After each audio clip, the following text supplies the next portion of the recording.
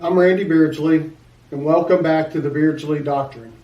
This doctrine, it identifies and rejects 20 of the top failed policies and misguided beliefs that are destroying our country and our future. And it provides a better way that's consistent with our values and our Constitution. One of these failures is our government's and the media's practice of labeling any individual or group that defends our freedoms as racist or domestic terrorist. So today, I want to discuss Article 8. Article 8 rejects the use of this tactic against our military and our veterans.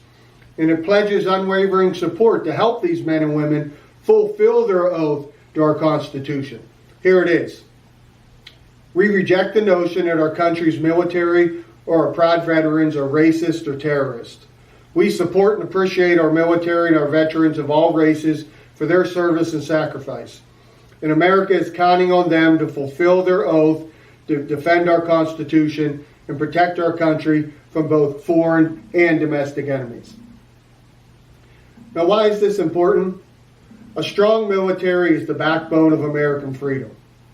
But although you tend to think of that in terms of defense of our country against an invading foreign army, our military's first and foremost job is to defend against all enemies our God-given rights that are enshrined in our Constitution and our Bill of Rights. With a job that important, the full support of all Americans is essential if we're going to require these men and women to potentially sacrifice their lives to defend our rights and our families.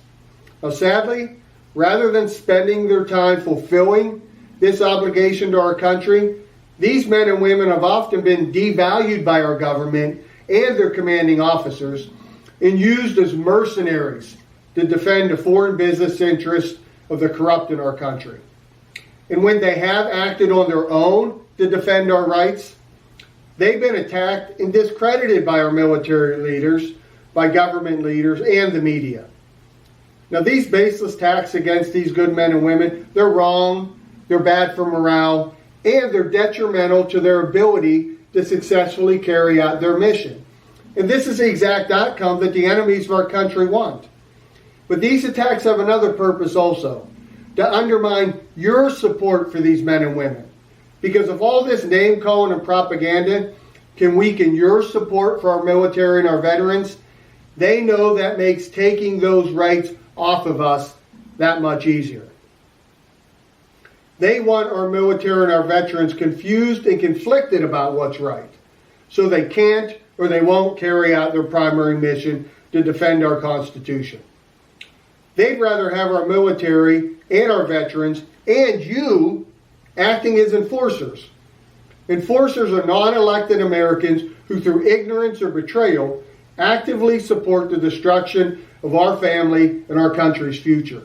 You may not even know you're an enforcer, but if you're supporting these destructive policies with your vote, your money, or your actions, or you're just being silent and doing nothing to stop them, you are enforcing this death on your family and our country. And if you're in the military or ever were, they're definitely plan on making you an enforcer of their sick agenda. But the problem with their plan is this. Those of us that are veterans or in the service now, we swore a solemn oath when we joined the service to defend the Constitution, first and foremost, against all enemies, foreign and domestic. A lot of civilians don't know this, but when you join the military, your vow isn't to defend the president. It's not to stay true to your commanding officer. Rather, it's to defend the Constitution and the rights it bestows upon every American. Every other duty that we perform is subordinate to this duty. Even though we do have a duty to follow the president's or commanding officer's orders, following those orders are contingent upon those orders being consistent with our Constitution. If they aren't, by sworn oath, we can't follow them. Now I'm putting on my fatigues now because I want to make it clear to all my fellow veterans that my obligation to fulfill this oath, it didn't end when I became a veteran, and neither did yours. Even if it was 32 years since you wore this uniform last like me, this is a lifetime obligation. This is why our military and our veterans are the first and foremost defenders against anyone, including even the president that would dare to trample our rights in our constitutionally protected rights. Our support for these men and women can't be compromised, just like your will to defend our rights can't. But just like they like to call our military and our veterans racist or terrorists with the goal to distract them from doing their job, they hope this distraction will prevent them from defending our rights, since they have to spend their time defending themselves from these false accusations.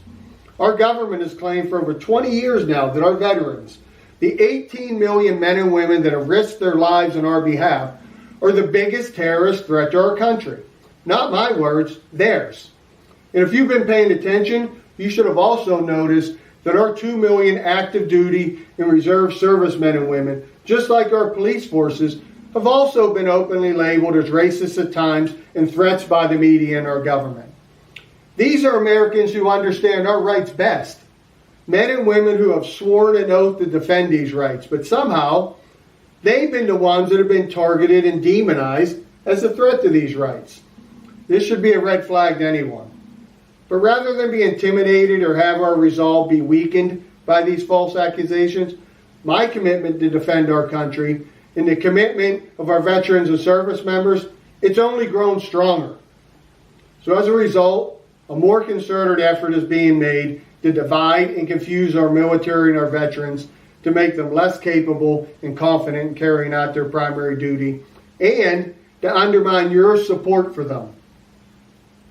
Now, much of this effort is actually being led by the military leaders that we entrusted to defend these rights, and by others that just don't have an allegiance to our Constitution and our country. But don't be fooled by this. You should know by now, the media only promotes policies and praises people that are bad for you and bad for America. And conversely, the media only discredits policies and demonizes people that are good for you and good for America. That's why our military and our veterans are discredited. They are good people that support good policies that are good for America. But regardless of the repetition of these types of lies, this Hollywood-style propaganda is not deceiving regular Americans anymore. Not our law enforcement, not our veterans, and now not even our active duty and our reservist forces are being fooled anymore.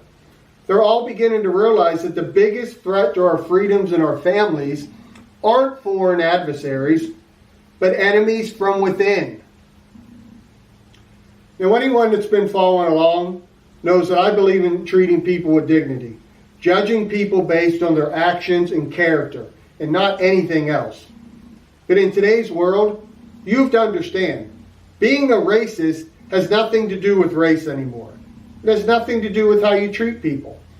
Racists and terrorists are people of any color who dare to stand against the failed policies and failed beliefs that are destroying our country.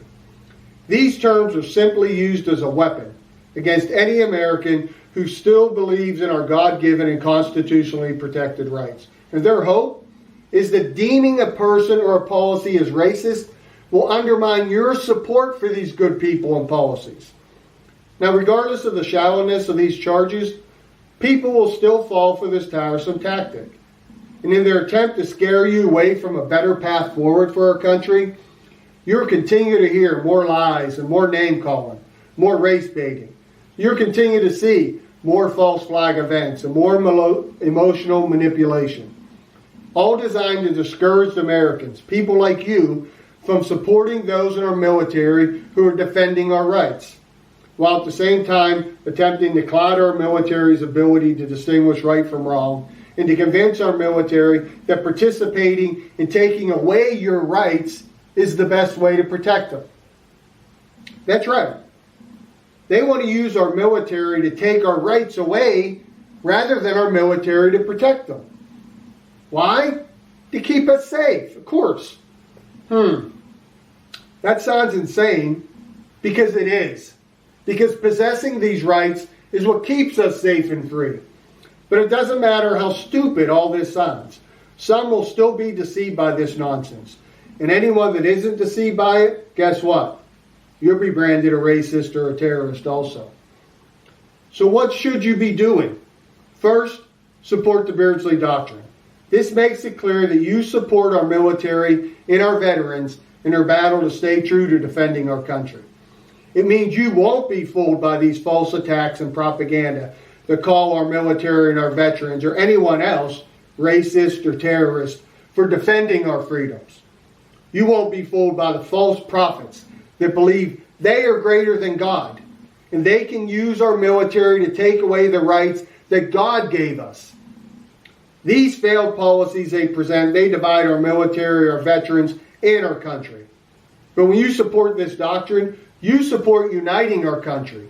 And you can help do that by sharing this article. But we also need to reach every one of our active duty personnel and veterans so they know that we support them. And with our military brass misleading our troops on what their true mission is, we have to provide the leadership and support for those in our military that are true to their oath. This support may be the difference between success and failure for our country. And there's an easy way to show them that we support them. Make sure they get to read Article 8. There are 18 million veterans and 2 million active duty and reservist personnel in our country. I challenge you to help me reach them all. We need to let them know that we support them and their important mission to protect our rights. To let them know that there is a better way for our country. But it isn't only about supporting our military and our veterans. It's about not supporting the people who have betrayed them. At the top of this list of betrayers is our political class. People who have traded their lives and the reputations of our service members to get positive media coverage and campaign donations to stay in power. Yet, we've turned a blind eye and re-elected these very politicians who did nothing to defend the rights of those who are defending our freedoms. The same politicians who have sent them off to die in their endless war for profit schemes for 100 years straight now. The same politicians who have sat idle and silent when our military and our veterans, past and present, were branded as racist and terrorists. The same men and women who are supporting more deceptions right now that are moving us closer to another war for profit scheme in Ukraine. We can't be silent like them anymore. We can't stand idly any longer. It's time for true American leadership by men and women who have an allegiance to our country and to our values. Now, I know there's a lot to do. Some people just want to talk about what's wrong. Others are resigned to our demise and say nothing can be done. There are even some that believe that leaving our country is the best solution for their family. But me, I'm not going anywhere. My forefathers built this country. They gave their life for this country, and I serve this country. This is my country. And if you believe this is your country also, welcome aboard. While it's true that the enemies of our country, they are well-funded. They're deeply entrenched. They lack in numbers, though. They rely on media deception, intimidation, and economic coercion of good Americans, including even our military, to enforce their hate upon the majority. You can't be an enforcer if we're going to succeed. So if you're an American like me that just isn't ready to watch our military and our veterans get crushed under the weight of lies and injustice because they're fulfilling their oath to our families and our Constitution, then it's time to do something about it. Join me.